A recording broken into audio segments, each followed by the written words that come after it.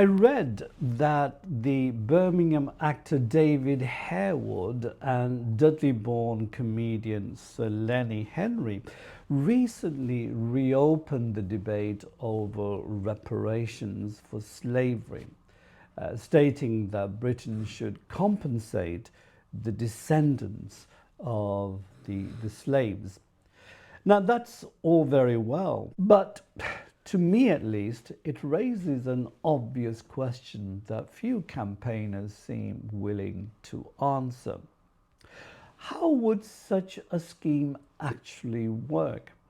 How would they sort out the logistics, how we pay and who we pay?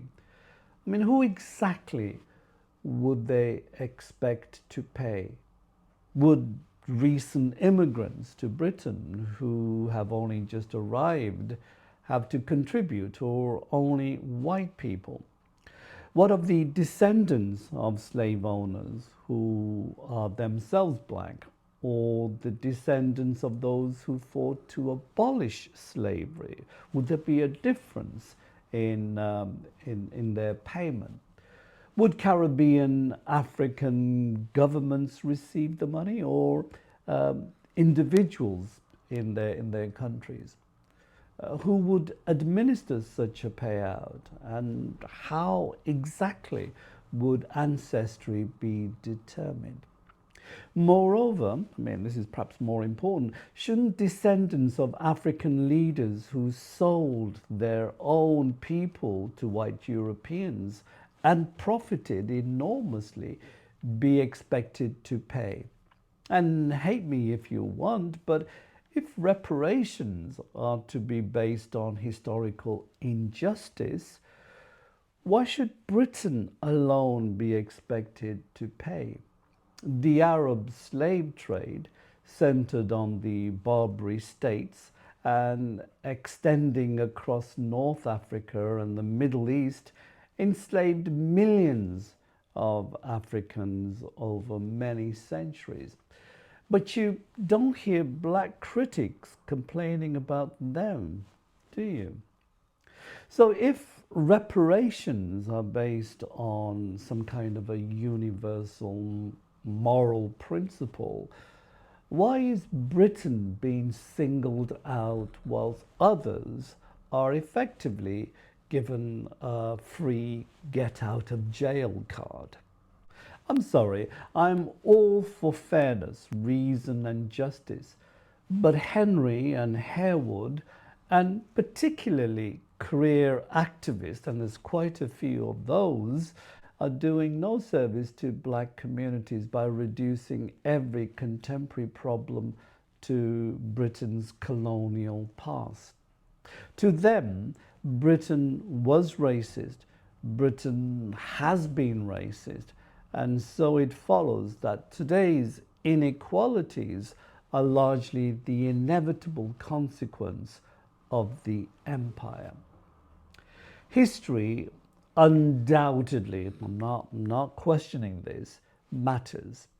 Racism still exists, as it does in, I suppose, every society, and I'm not doubting that either.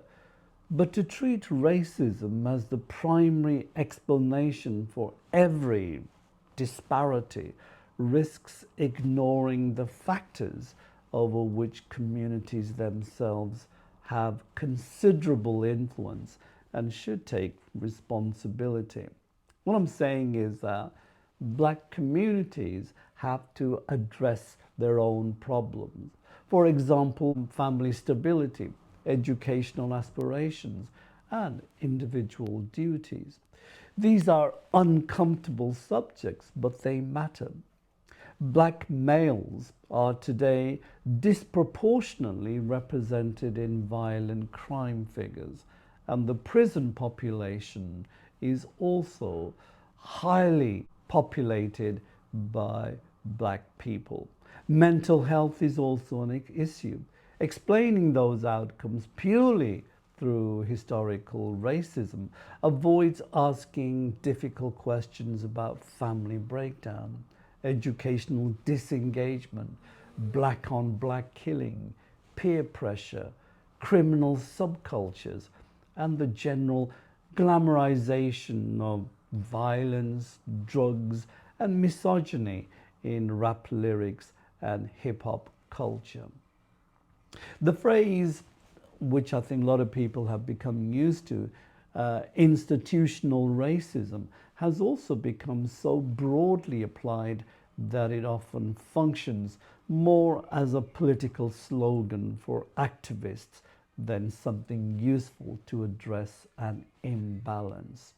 If every failing is automatically linked to institutional racism, the concept risks losing analytical meaningfulness.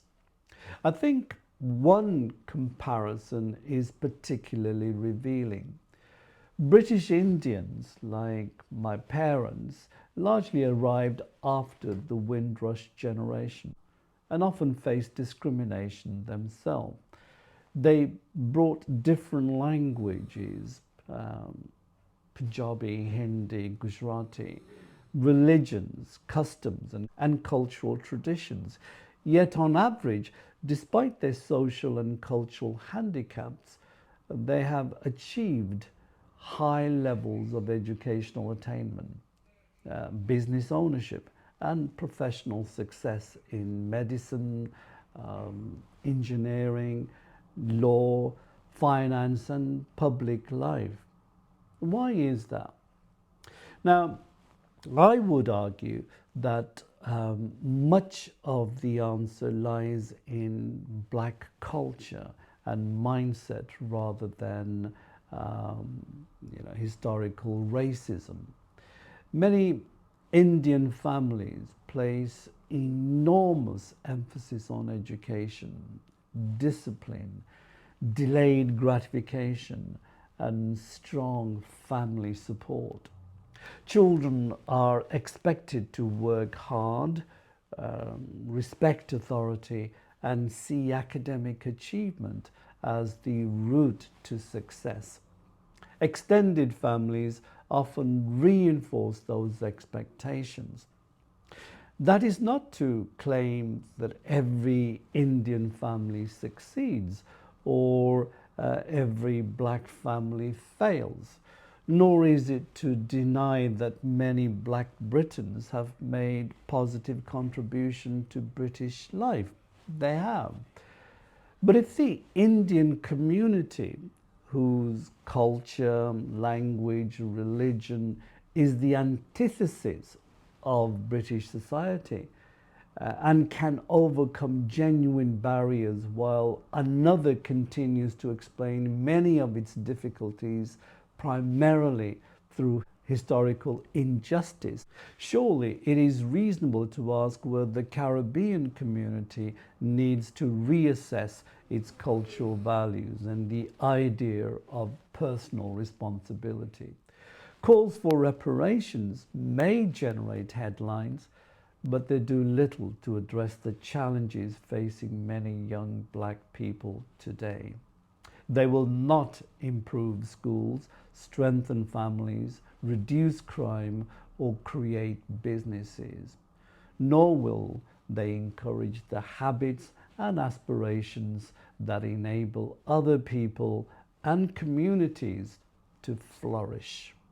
So before Britain is asked to write checks for events that ended nearly 2 centuries ago, those advocating reparations should answer as to who pays, to whom, how much, and on what basis. And why should Britain be uniquely liable while other historical slave trading powers escape similar scrutiny? Now, I believe that until those questions are answered, the individuals campaigning for reparations, like Lenny Henry and David Harewood, might have other ulterior motives and not necessarily because they have a genuine concern for the black community or justice. wanting to remain relevant might have something to do with it. Just a thought. Thank you very much for watching. If you enjoyed this video, please subscribe and like. Thank you.